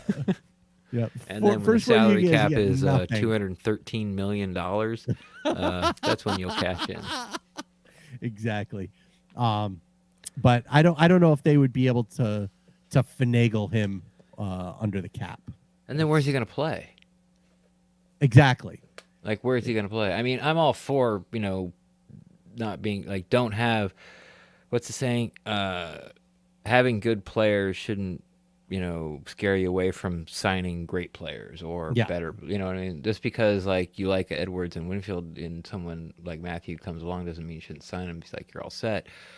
But at the same point, you have Edwards and Winfield and Logan. You're all set. Like, I just don't.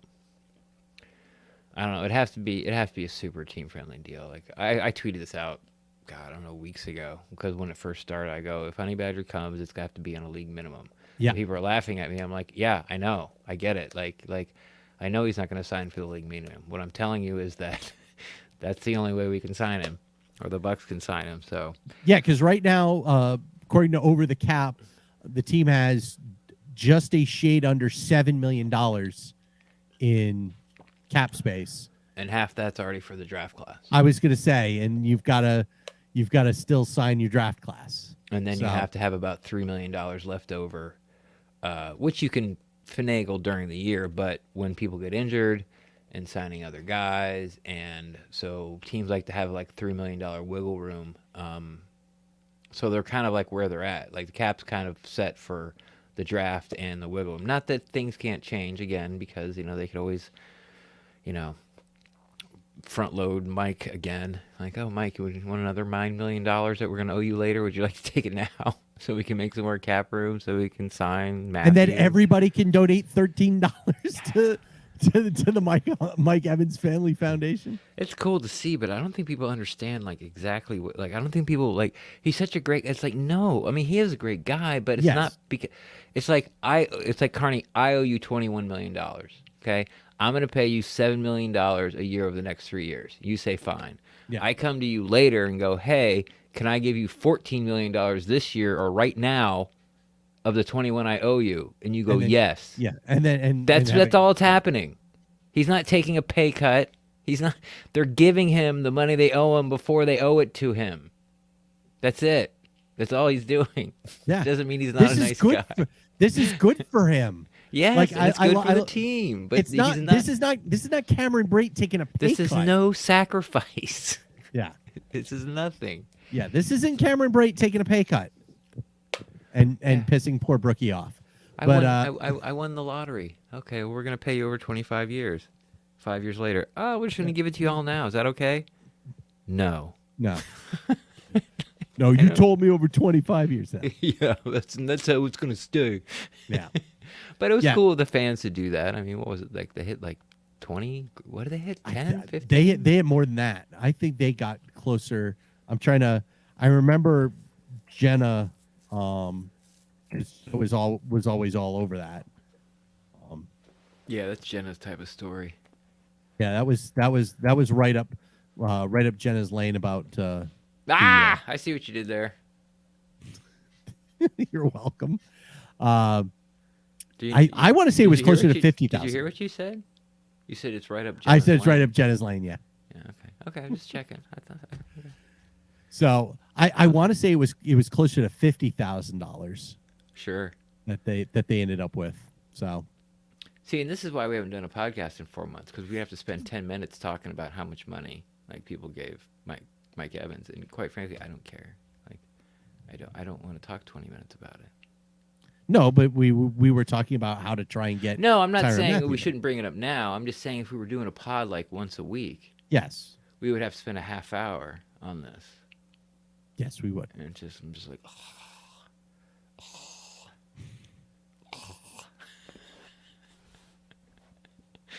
I don't know. Who knows? Meh. See, meh. You can tell we are definitely slowing down here. This has been almost a 2-hour Pushing into hour 2. and and we're close to getting into hour 3. This is close. This is close to being a DAE show. Without the commercial breaks. Yes. That always used to make me mad when Dumeg would go, you come in here and do it for 3 hours. I'm like, first off, you only do it for 2 hours and 15 minutes because of all the commercial breaks. 365 days a year.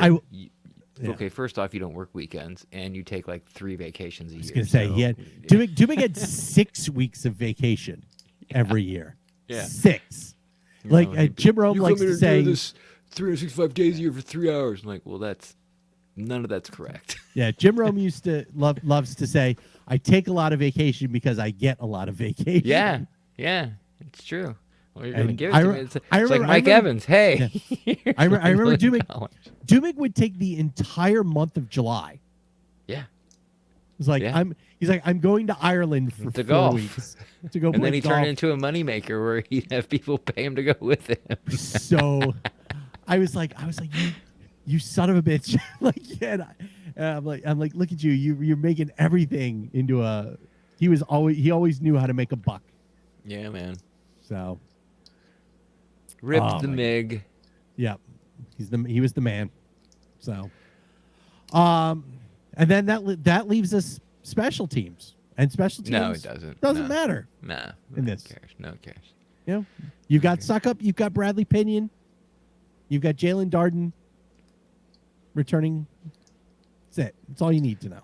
Okay, so we're in agreement. We're looking defensive tackle as the roster stands right now. We're looking Yes. defensive tackle guard round 1, 2, Yeah.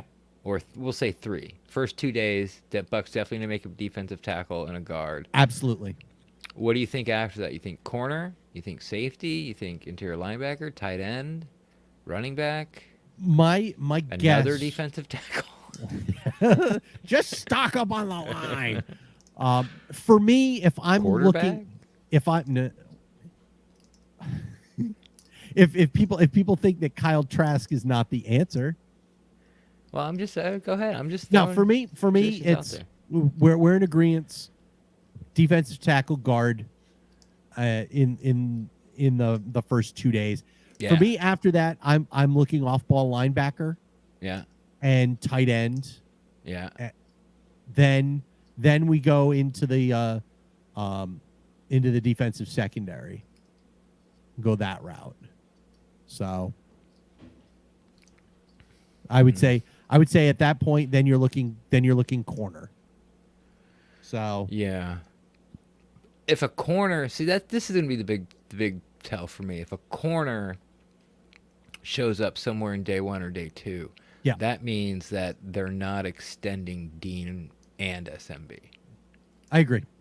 In my mind, that means like kind of like they're gonna like like Rojo. Thank you very much, and OJ Howard. Thank you very much, Quan Alexander. Thank you very much.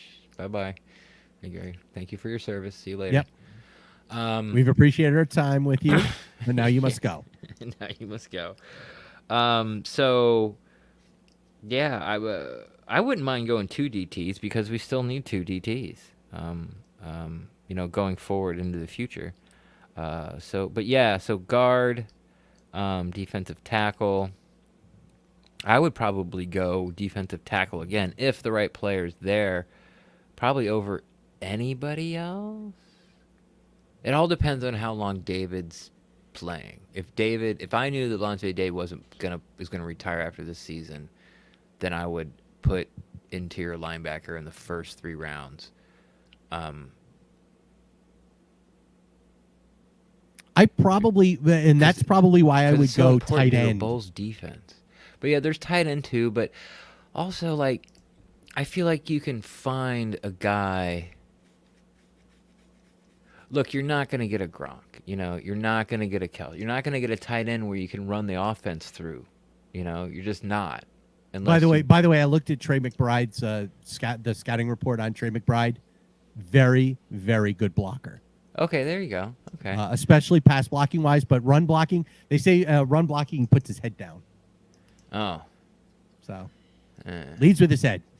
Usually get a flag for that. You do. So anyway. But so yeah, I think that's kind of where I would be looking, and then day 3, Jason Licht has proven like it doesn't really matter what position. Honestly, they just start taking people they start taking athletes. Yeah. Or specialty guys like guys Scotty Miller and Jay Watt. Yeah, Scotty Miller and Jay Watt were just drafted because they're fast. That's it. Darden was just drafted because he's fast. Yeah, that's it. So that's kind of what happens in the later rounds there. So since he's built a team, we don't have to go and try to get Ryan Smith in round 5 from North Carolina A&T and think he's going to turn into something and things like that. So that's where I'm at, man. Good to see you. Good seeing you. It's good to be on here and talking football. Yeah, it has been way too long. Even having to talk baseball. Poor guy. Yeah, even worse than that, there was a point where I was having to talk about USF men's basketball, and I don't know if you watched USF men's basketball this year, but USF men's basketball is bad. Now, I also got a chance to talk USF women's basketball, and the women's basketball team was better. It was much better. But yeah, USF men's basketball at the end of the day. It is women's basketball at the end of the day. Did you see that clip that I retweeted about that girl that was dunking, that dunked? Yeah. She's like the first. Oh my god! Like she was like throwing it down. It wasn't like she's just like she was above just the rim. getting it over the rim. She was like hammering it. I was like, oh my god! Like who is that? By the way, I also liked the clip that you retweeted of was he a defensive tackle? Oh, the 5-star, yeah, the 5-star like edge rusher who's like 6'6" and runs a 10.3 Yeah, I was like, oh my god! He looks like he's out there running with kids with Down syndrome. He's so much bigger. He's just, oh my god! I couldn't believe how like he did. He looked like he was running with a bunch of little people. Yeah, Enormous. Yeah, 10.3 That's right. The kid with the 10.3 200. That you were like, get on the line. No, I was telling him to play cornerback. I was telling him cornerback. Yeah, 6'6" cornerback that could run with Metcalf. Like, come on now. I was gonna say he looks like the evolution of Rob Gronkowski. Like that's what a prototypical NFL tight end is going to end up looking like here in like 5 to 10 years. Dude, everyone's going to be like that. But by the time someone who's 20 years old right now, like 20, 21, 23, something like that, by the time they die of natural causes, everyone on the field is going to be 6'6". And they're all going to live till they're like 106. No. But they're I mean, normal people will live to 106. Oh, I see what you're saying. Yes. But yeah, like everyone's gonna be like 6, like Tyrann Matthews won't exist. Yeah. Like, Jalen Darden is not going to exist. yeah, you don't anymore. exist. It doesn't matter. I can find someone just as fast who, oh, by the way, is 6'6", not 5'9", you know? And he's 238 and you are 115? you're what, 140? Yeah. It's just it's so crazy. But anyway, yeah, I couldn't believe that guy. Man. So great stuff on the PewterCast Twitter feed. that you Yeah, I'm back definitely in it should check now. This is I've beautiful. been pretty silent for a while. out. What did you think? You want to talk about the Will Smith thing? Do we have to? No. we Thank don't. God. I don't want to talk No, about that. no. I do want to say one thing, though. That's why I brought it up. I don't care about the slap. It was fake stage. I don't remember any of that. But when Will Smith came out with his apology, like, you know, like, I'm still, like, violence is not the answer. And at the end, like, I'm a work in progress. Okay, first off, you're 53 years old. Second off, you've been financially stable since you were, like, 19 years old. Like, you've had a lot of time to work on yourself. Like, you don't have to worry about, you know, living paycheck to paycheck. You don't have to worry about, you know, like, paying rent or your mortgage. Like, you don't have any of those worries whatsoever. You have no financial worries. And you're 53 years old. And the statement you put out would be a statement like That's a statement that a yes, college exactly. kid, like, would got caught on tape stealing something or hitting somebody. And like, it's like, no, Will, no, you don't get to pull the I'm still working on myself card because I slapped another person, like, in public over, like, a joke. Like, no, you're 53. You're beyond that type of thing. But That was the funniest thing that I saw about that was somebody, I forget who it was, is like, you understand this is a 53-year-old man slapping a 57-year-old man. yeah, Like, these aren't kids. You know, yeah. I'm still that are working on doing this. myself. No, not on this one. Yeah, you know, it's not, you know, like, you're not allowed to steal. Don't at me, police department. Oh, Oh, I didn't know you couldn't slap somebody. there Anyway, you go. And on that note, On let's that get note. out of here. We're getting punchy here. All right, get out. Let's get out of here. Ren Addiction. Where can they find you? oh yeah, I was waiting for go buck yourself. Where can you? Oh, find well, best yeah, place- got something new for that. Okay. Stay tuned, ladies and gentlemen. Best place to find me is on Twitter at the PeterCast. I'm always down to talk Buccaneers football, but if you think your take is too hot and don't want to put it out there in Twitterverse, feel free to slide my DMs where we can talk Buccaneers football there as well too. Fantastic. I am at Steve Carney on Twitter and Instagram. Make sure you check out thepewtercast.com, thepewtercast.live. Subscribe to the Pewtercast wherever you get your favorite podcasts, including Apple Podcasts, Stitcher, Spotify, Google Play, iHeartRadio app. If you're on iTunes or Spotify, because Spotify now does ratings and reviews, give us ratings and reviews. We want to reach as many Bucs fans as possible. Thank you to the Fansided Network for being a part of the Pewtercast. Thank you to our new sponsor, SeatGeek. And until next time, keep on bucking.